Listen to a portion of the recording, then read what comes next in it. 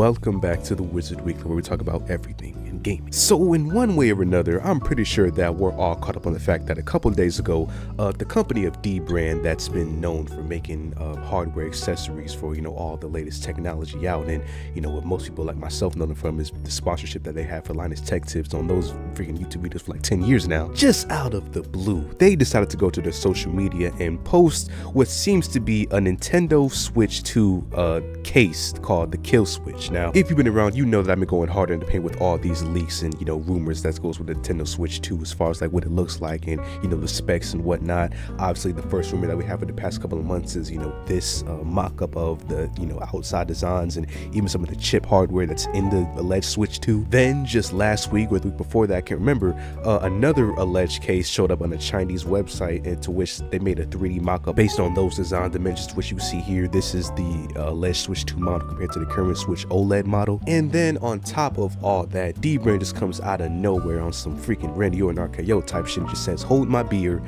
Nintendo Switch 2 case," and there's an alleged Switch 2 inside the case, which is why people have been speculating. And apparently it's come to light that based on the owner of the Dbrand company, Adam Ejaz, I hope I'm saying that right, he claims that Dbrand, I guess being an accessories manufacturer, having access to this kind of information, he has actual dimensions and not an educated guess based on a 3D scan of the real hardware. And as you can see, based on this 3D model that doesn't want to stop moving like the freaking DVD logos on those old DVD players and shit, the design already lines up with what we've been seeing for the past couple of months. Like how we were established with the right Joy-Con having an extra button. The Dbrand CEO claims that there's a C on that button, so whether that's the new capture button, even because we already have the original capture button in this original place, so whether that's going to have some sort of different function or they just move the capture button and the new left Joy-Con button is going to be something different, we don't know yet. According to Adam, the new Switch is 270 millimeters wide, 116 tall, and 14 millimeters thick. And to his quote understanding, the Joy-Cons are going to be magnetically attached with an ejection button that's on the back of the Joy-Cons near the top.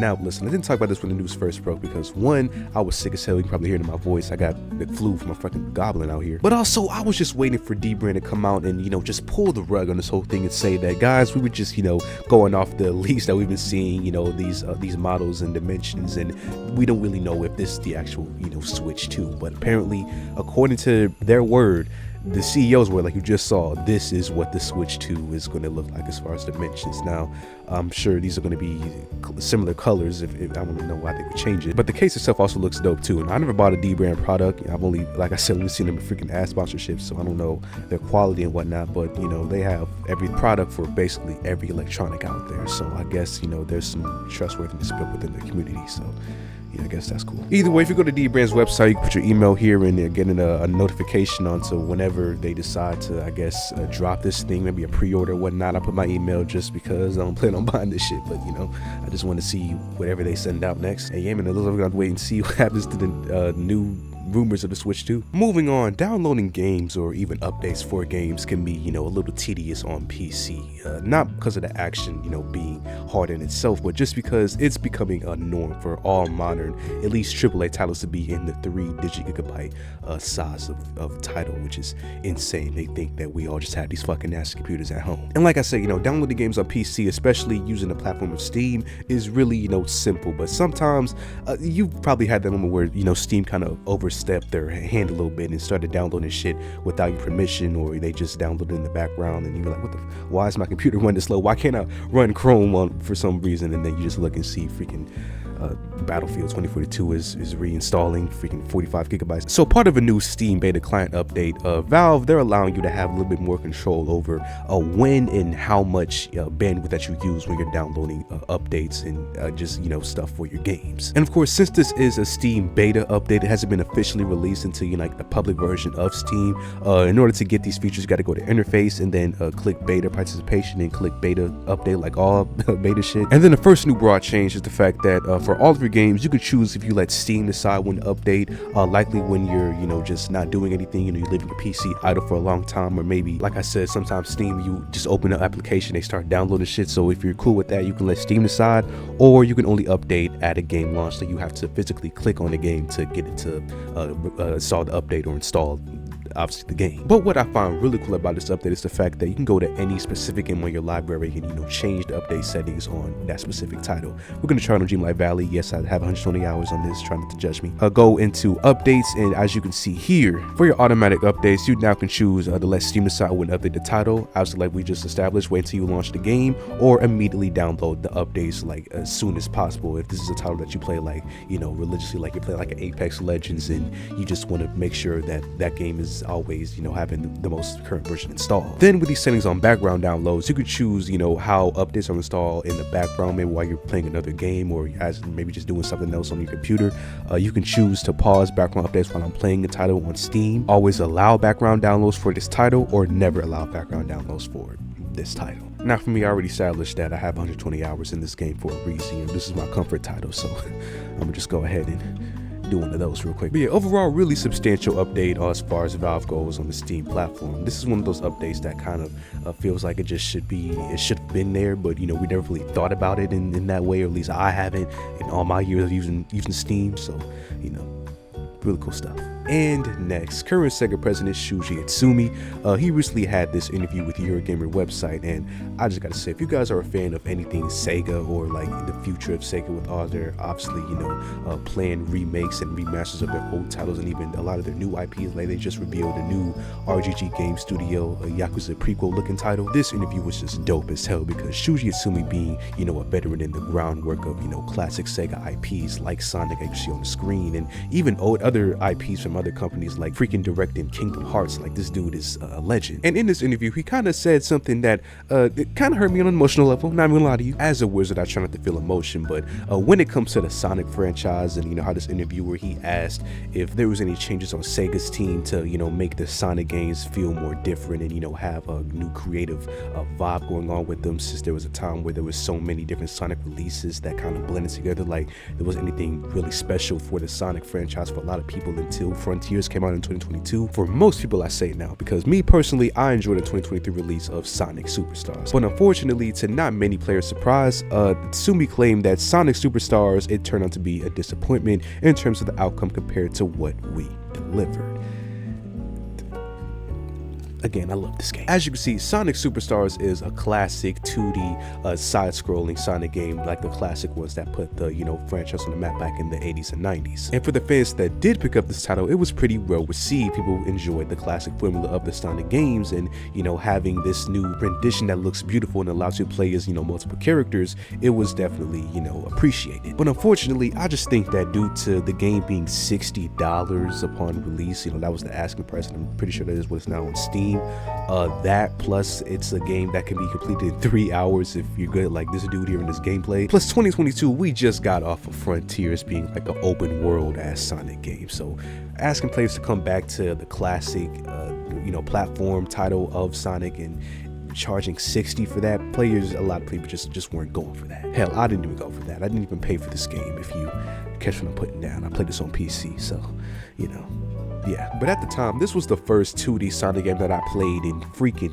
years. I know if you guys remember back in like 2012, 2013, maybe even before that, Sonic CD or Sonic whatever the fuck it was came out on mobile for the first time, and that was like the first time that I played an entire Sonic game a long ass time ago. So it was from that point until 2023 until I played the 2D Sonic title. So I did really enjoy this. Luckily, we did just get Sonic X Shadow Generations in that really good performing title.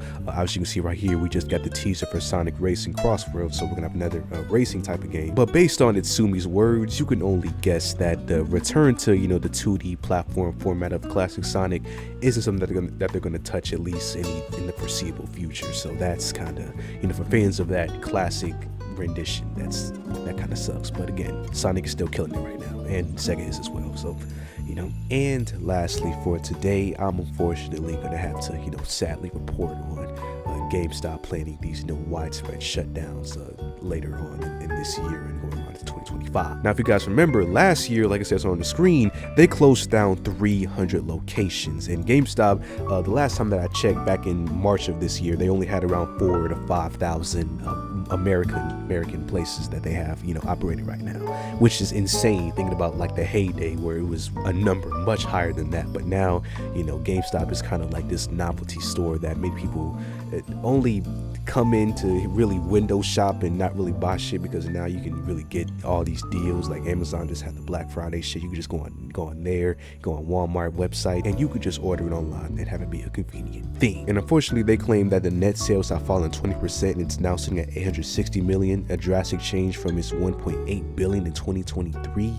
So, and I'm gonna be honest, man, I can only see that in the next, I want to say, being generous, 10 years. That's really generous with this. GameStop is definitely going to go out of business. And that's not like a crazy statement. Everybody has been really thinking that for the past couple of years since we've been seeing them closing down all these stores. But their current main model of business, you know, selling games for very little profit, selling consoles at a limited profit, it's not going to keep them afloat for a much longer time. Now, we've seen them dive into other forms of revenue like that NFT shit, if you guys remember that from like a year or two ago. Obviously for years, like for the better part of a decade, they've been diving into having all these different things in stores. Now, I collect action figures like you see on my wall. I go to GameStop for a lot of my action figures because they have them first for some reason. I don't know why. And they have put it on trying to find new various ways to make the, you know, store more profitable going in the future. So there is a way that they can pivot this to, you know, turn it around. But whatever they sell, it's going to have to be a lot of, and, you know, making a lot of trustworthy customers that's going to be willing to come in and actually, you know, pick it up instead of just ordering it on their website and shit. And dude, honestly, bro, I just don't want to see GameStop go. Like, we've already lost Toys R Us.